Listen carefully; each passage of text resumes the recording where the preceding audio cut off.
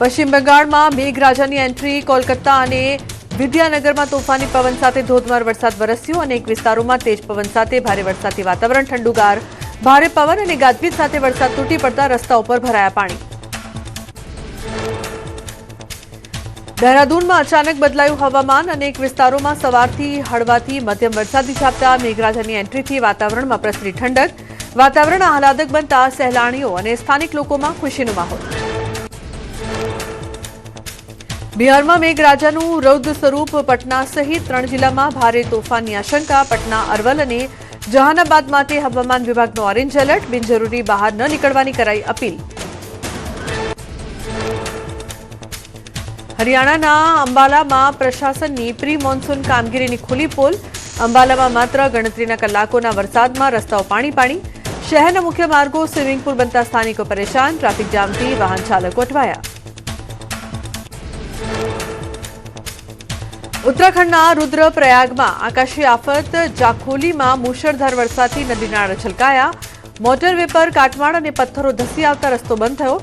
ભારે વરસાદથી ગ્રામીણ વિસ્તારોનો સંપર્ક તૂટ્યો. પ્રશાસને યુદ્ધના ધોરણે શરૂ કર્યું રાહત કાર્ય.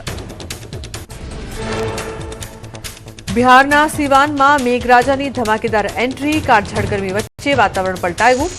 સિવાનમાં કાળા ડિબાંગ વાદળો સાથે ઠંડો પવન ફૂંકાયો. એક અઠવાડિયાથી 40 ડિગ્રી ગરમીમાં શેકાતા લોકો માટે વરસાદ બન્યો આશીર્વાદ.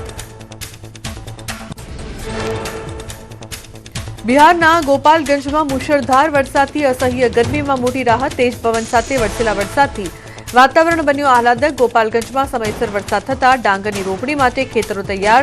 ધરતીપુત્રોમાં આનંદ.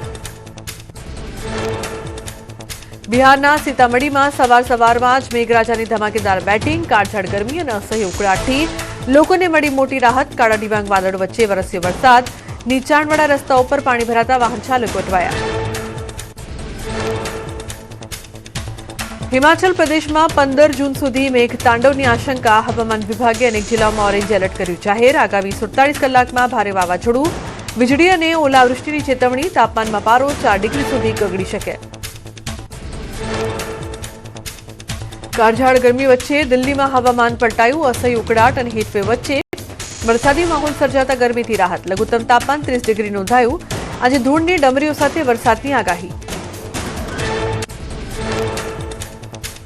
કાળઝાળ ગરમીથી બચવા કાશ્મીર તરફ દોડ્યા પ્રવાસીઓ. શ્રીનગરના દાલ લેકમાં શિકારા રાઇડની માણી મજા.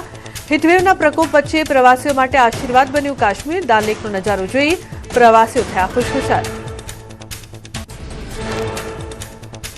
પ્રી મોન્સૂન એક્ટિવિટીના ભાગરૂપે રાજ્યમાં વરસાદની હવામાન નિષ્ણાંત અંબાલાલ પટેલની આગાહી. 12 થી 14 જૂન વચ્ચે આંધી તોફાન સાથે વરસી શકે વરસાદ. 16 જૂન સુધીમાં આવશે મૃગશીર્ષ નક્ષત્રનો વરસાદ.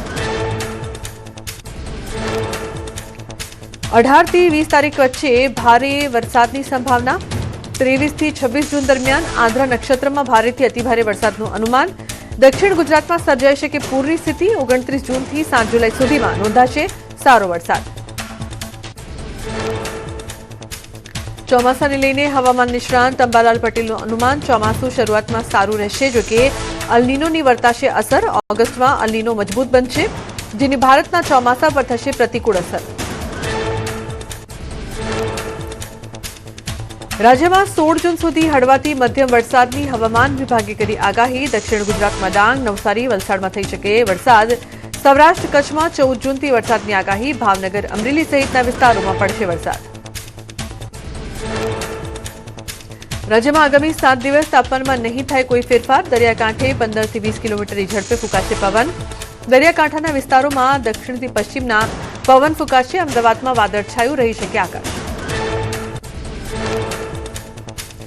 સુરતમાં ચોમાસા પહેલા તંત્રની તકેદારીની કામગીરી. Weir causeway low level bridge પર લોખંડની ગ્રીલ કાઢી લાકડાની ગ્રીલ લગાવાઈ. રાંદેર અને કતારગામને જોડતો આ બ્રિજ દર વર્ષે પાણીમાં થાય છે ગરકાવ. પાણીમાં લોખંડની ગ્રીલ વહી જતા લાકડાની લગાવાઈ. રસોઈનો સ્વાદ વધારતું મીઠું શ્રમિકો માટે કડવું બન્યું. થૂથુકુડીમાં મીઠાના યોગ્ય ભાવ ન મળતા ઉત્પાદકો પાયમાલ. પડતર કિંમત પણ ન નીકળતા હજારો પરિવારો માટે અસ્તિત્વનું સંકટ. અનુકૂળ હવામાનમાં મીઠાનો રેકોર્ડ પાક ઉતર્યો, પણ માર્કેટમાં ભાવો ગગડતા વેપારીઓ લાચાર.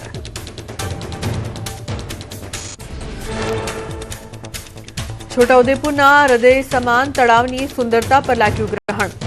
કરોડના ખર્ચે રિનોવેશન છતાં કુસુમ સાગર તળાવમાં ગંદકી અને જળકુંભીનું સામ્રાજ્ય. નાજવીએ ભેટ આપેલું તળાવ પાલિકાની બેદરકારીનો ભોગ બન્યું. ચોમાસા પહેલા કુસુમ સાગર તળાવ સાફ કરવા લોકમાંગ.